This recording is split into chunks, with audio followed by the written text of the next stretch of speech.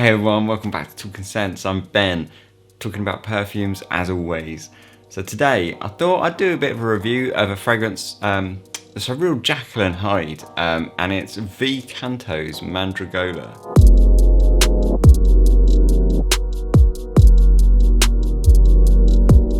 So yeah, welcome back. Got a really interesting fragrance today. I bought this a few months back, and I when I first got it, I really wasn't that enamored by it. I thought it's definitely interesting, and I liked it initially, but then I was sort of like, I just didn't wear it much. I didn't find myself kind of really feeling like I needed to wear it anymore. So then I kind of left it. I kind of phased off on it. I thought about selling it a couple of times, but it's actually like better than that. But I feel like I have a bit of a complicated relationship with it. So what is it, first of all? So V Canto, they're, I believe, under like the umbrella of like Tiziani Terenzi. So and I feel like probably they're a little bit in the same vein as like where Suspiro and Xerjoff were the same thing, but it's sort of the same parent company kind of owns both brands. I think V Canto is the same as that. So it's like in the like logo there, you might be able to see it says like V Canto by Terenzi. So obviously they're an Italian brand. Mandragola is based on an Italian poisoner, and it's in a line that all of the fragrances were based on like sort of 16th, 17th, 18th century poisoners or poisonings, or poisons. And this one's based on Lucrezia Borgia. So the notes for it are quite interesting, and obviously what drew me to it at first, they're like interesting and also nice notes that I like. In the top you've got lime, bergamot, absinthe, saffron. In the middle we've got musk, Bulgarian rose, jasmine, petitgrain and gaiac wood. And in the base notes you got amber, sandalwood, oud, vetiver and vanilla. So yeah, at first you think, okay, so it's oudi, it's got a rose in there, there's some other stuff, but at its heart, is this just an oud rose? No, this is definitely like unique. But like I say, it's a real, my thoughts on it are really interesting. So I've got the dry down here, and I'll come to that in a bit, but we'll talk about the opening, because the opening is pretty special. It's really fantastic. So yeah, we'll give it a spray and we'll talk about what it smells like. So when you do spray it first, you get this absolutely savage, like harsh, dry woodiness with a really strong green, bitter herbalness. But I tell you what's interesting about the green notes in this fragrance for me. Like in the top, when you often say green notes, I can guess that you're all sitting there thinking like spring, summer kind of greenery, like grass, stems, leaves, that kind of thing. Like generally when we talk about greenery and fragrance, or for me, like I always tend to think of that sort of thing, like light green, airy kind of springtime leaves, that all that kind of stuff. But in this fragrance, no way. It's definitely green. It definitely brings to mind like deep green kind of vibe to it. But it's very herbal and very, very, very aromatic, green, deep, thick kind of greenery. If that makes any sense. And that's what you get. You get this quite bitter, dark, green herbal element. And this absolutely savagely dry wood. And the wood is, I would guess, like the oud kind of note in it. It says it's used as like real Cambodian oud or real oud. I would guess actually that it's like an oud accord, and maybe they supplement that with a little bit of oud oil maybe. But I say that because it's super clean for an oud. I know Cambodian oud is that kind of sweet, clean oud, so maybe that's it. But I do think it's like an oud accord with maybe if they do, maybe if it's got real oud in it, it's just supplementing it. Because this isn't like a big oudy fragrance. Having said that, you do get off the top a slight sort of smoky, rotten wood effect, which I could say like that is technically. Hold on, I'm gonna put this down. That is technically the oud, right? So that's the oud accord there, and then really that's like the big notes. You get this big green, deep, rich herbal, like green element to it, and this kind of rotten wood. And it's, I wouldn't say pleasant, really. It's a little bit striking, but it's smooth as well, and it's thick, and it's dark, and it's rich. That saffron in there is just kind of beautifully smooth and kind of aromatic. There's nothing soapy about it. It's definitely like a dark, rich saffron. Everything about this fragrance is very dark and very rich. So say you've got like the greens, but they're very dark, rich, herbal green, and then you've got this like kind of saffron that's very dark, rich, sort of velvety, smooth saffron. There's no soapiness, not really a great deal of lightness. And the woods, again, they're like dark, dry, rich woods. So it is a very rich smelling fragrance. But it's not till about now, so after like sort of 1, 2, 3 minutes, that I feel like it gets anything particularly pleasant. Those first few minutes, I like it because I really like kind of rotteny woods and dirt anyway. And I do like that start, but I feel like it might be an instant turn off to a lot of people. You've got to kind of let it that ride for a few minutes and then sort of reappraise it. And what you start getting now is this really nice lime, and the lime in this is super. I love it. The way it's done is just super well. So it's not like lime is generally like with a citrus, it's sitting in that top, right? And it's very like light, bright, brings a fragrance up, and it doesn't seem, it's very like flits around on the top of the fragrance, and it doesn't last too long normally, you would think, right? But in here, it's like a much darker element to this fragrance, and heavier and weightier. It sits somewhere more down to the middle of the composition, and it's really subtle. It's not brutal. In fact, I would say unless you're looking for it, you're not going to point out like there's the lime. You know, like if you're just passing by, like, you know, not thinking about it, no one is going to think that's a fragrance. I like the lime in that fragrance. No one's going to even notice it's there. But when you smell it and really sort of get in there, you've got like you catch it, and it's under there, and it's just working to kind of like bring up what is otherwise a very dark, dry fragrance, and give it a sort of zip and life, and sort of fruity, tart sweetness, but does it subtly. And I say, like, the lime is deeper and heavier than what you might expect from a citric kind of vibe. It's, say, much more down in the fragrance, and much more buried in the composition underneath like the saffron and stuff that's on top. For me, it feels like the saffron and some of that kind of like dry, sharp woodiness is actually above it. A lot of the herbals are above it, like those green herbals. They sort of sitting on top of what is like this lime that normally say would be on top, but it feels like it's just settling right back. I love it. I think it's done really well. I think it's blended so well into this fragrance. I think it's fantastic. And then below that again, you've then got like your kind of base level. You've got your heavier like scent. You got your sort of richer, darker woods. Definitely like an ambery vibe. And it's all very dry and sharp, and I think a lot of people might find this, it's very modern, you know. It feels very much in that vein of like sharp, ambery, woody kind of vibes, and I'll come to that later.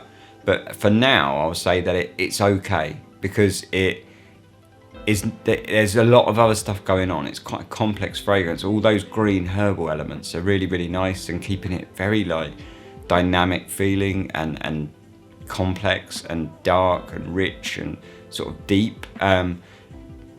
But as it sort of changes and goes through its kind of progression, they stick out a little more. So really, that's really what it smells like. It's beautiful. It's very rich. It's very dark, and it's really nice. So that you've got essentially like a non-soapy aromatic saffron. This is a really aromatic fragrance. I think that's almost like a key word here. Like and like these green herbals that are really rich underneath that. And a kind of say like slightly subtly smoked woodiness that's very dry. Feels a little bit dirty. It feels a little bit muddy in there. So it does feel a little bit rotten, and that's quite nice. But at the same time, very sweet as well. All of this is like turned into this kind of like slight sweetened mush, and it's really blended well. So it does become like a mush of these just really like well blended scents. And then underneath that, you've got just this lovely lime that just gives it a bit of sort of fun and lightness and brightness and like almost like vivaciousness, and it's really nice. And then below that again, then say you've got those woods and stuff. That's essentially what you've got, and that's really what it's going to be like for eternity. What does happen, it has a couple of progressions.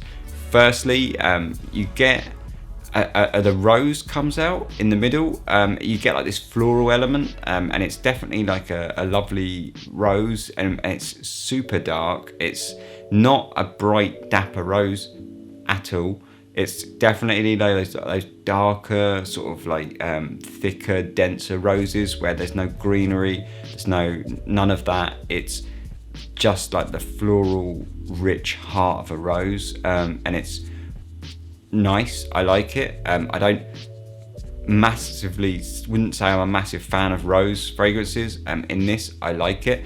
Reminds me of the rose and the sort of rose in if you smell Suspiro Wadicinia, that sort of rose where it's like dark, rich, and sort of not jammy but thick, and it's not those kind of dapper, shiny, bright roses at all. I like it in this. It's not quite there yet. It's weird how you can't. I feel like you almost can't smell it for the first, I would say, 30-45 minutes at least, and then it just starts sort of brewing out from nowhere. I guess it's always there, you just don't pick up on it. Maybe it's masked by that saffron a little bit, because it does blend very well with the saffron on top, and then really that's the heart of the fragrance. You're going to get that for a really long time, and it's going to smell fantastic. As an oud and rose combo, this is like one of the most bonkers oud and roses that I've ever smelt. It's got all that extra stuff going on that just makes it not normal. Unfortunately, the last part of the dry down is depressing, and so this is where it's like Jekyll and Hyde, because I hate it. It reminds me very, very much. The fragrance doesn't smell like this, right? So but when I say this is not what the fragrance smells like, but it has very similar accords in the wood and the amber of Baccarat Rouge 540. If you're familiar with that fragrance, it's got this like uber modern, dry, sharp sort of wood and amber in the base. That's like sort of like on Baccarat Rouge, it's all like hyper sweetened by this kind of like burnt sugary vibes and things like that. In this, you don't have any of that. You just have like the amber and the woods in the dry down with a little bit of vanilla, really. But that's the dry down, and I feel like, so they don't smell at all similar, but the accords very much remind me that the wood and the amber accords in this, in the heart, or like the bass notes when in the later dry down after about 4 or 5 hours, very much remind me of the wood and the amber accords of Baccarat Rouge 540, and it's that ultra sort of modern, clean, dapper wood and amber that's just super dry, and then like overly sweetened by, in Baccarat Rouge, like the burnt sugary kind of accords and stuff like that, and in this it's got this like kind of vanilla vibes. So I really can't get with the sort of deep dry down of this, it annoys me, and it's tenacious. Like, the great thing is this perfume lasts forever. If you do like it, it lasts forever. For me, it feels like just a massive letdown after what's such a promising sort of first 4 or 5 hours. It peters out into what I feel is not that great.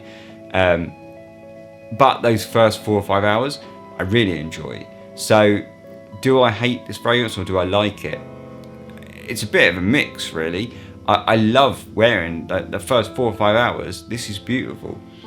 It's such a nice fragrance. It just got everything that I like. It's got like a little bit of dirt. It's a lot of interest. It's complicated. It's nuanced. It's got all these interesting vibes. It's unique. And then, on the other hand, it dries down into something that's really boring and sort of one-dimensional. So I'm kind of torn on it. I still don't mind. At the end of the day, just respray it or don't worry about it. Wear it in the evenings. That's the other thing, is I feel like this is very much an evening scent. So to be honest, I don't mind very much that after 4 or 5 hours it dries down that way, because I quite often wear it in the evenings anyway. And by the time it's sort of getting to that dry down stage, say which is on this arm, I'm in bed anyway, you know, so I don't really care. So I'm kind of all right with that, and I don't really mind it. But it is disappointing for a fragrance that's like it's not cheap, and it starts so well, and it's got all this promise, and it's just a bit depressing, really. But, you know, I'm being hypercritical here, really. I love it. I think it's a beautiful fragrance. It's really sexy. It's probably one of the more sexy fragrances that I own in terms of like pure kind of, there's not really anything in here that's going to scare anyone, or like some of the fragrances I've got that I feel are sexier, like they're a little bit full on, like for you know, everyone. But it's a bit of a crowd pleaser, really. You know, once you get over that first kind of like 15-20 minutes, I would say this turns into quite a crowd pleaser. Can't see many people saying like this smells bad. You know, so it's very nice and it's very sexy. It's very date night-ish kind of vibe. You know, it would be one of those fragrances that if I wasn't a leper and I was going on dates, like I would probably wear something like this. It's got a smooth, rich, nice smelling, crowd pleasery vibe to it, but at the same time it's not simple and it's not, you know, basic. It's very, very, very unique and chic and sort of complex. So it's really good. Yeah, I really enjoy it. So who do I think it's for? I think this is bang unisex. It's really woody, which generally you tend to think, okay, masculine. But I feel like this is so, like, I feel like it's really bang unisex. I feel like as long as you don't mind wearing woods, you'll be fine. Like, literally anyone can wear this. In terms of like dressing it up or down, I think dress it up, but you can totally dress it down. I mean, I'm wearing a t-shirt that says I love biscuits and beets with a badger on the front. So, you know, and I've been wearing this all day. It's fine. So that kind of goes against everything I'm saying, because I'm also going to say it's like totally an evening scent. But I do feel like to perfect it, it is like an evening cold weather scent that is really for like dressing it up a little bit. You know, but it really, like, I mean, that just goes to show you, I mean, you can wear fragrances anytime, anywhere, whatever you like, right? Whatever takes your mood. But to really kind of like, if you're really kind of concentrating on that, I think like colder weather evenings, going out, date nights, things like that, dressing up, that's where you want to wear it. But yeah, otherwise, my final thoughts, I think it's really nice. I do really, really enjoy it. I think it's beautiful to look at, beautiful to smell, and if it wasn't for that whack dry down, I would wear it a lot more in the day. Perhaps, like, instead I tend to just whack it on in the evening, get like a good 4 or 5 hours out of it, and then go, like, you know, don't worry about what happens in the dry down after that. Because it's worth it to me. It's that those first 4 or 5 hours are absolutely beautiful and interesting and full of like nuance and kind of intrigue. So yeah, that's V Canto's Mandragola. Really interesting kind of line and sort of like aesthetic and idea for a perfume. Like, I think that's really great, and a really nice perfume. Really like it. Just say crack dry down, unless of course you like Baccarat Rouge 540 and then you're gold. Like, don't worry about it. I mean, I don't mind Baccarat Rouge 540. I just, for me, it's a bit graty. That dry down is a bit like do something. But if you're all right with that, even better. Like, you'll love this. So for me, it's just mediocre. But yeah, that's my thoughts on that, really. V Canto Mandragola, beautiful fragrance for the most part. Nice one. Like, subscribe, comment, all that kind of jazz. See you really soon. Cheers.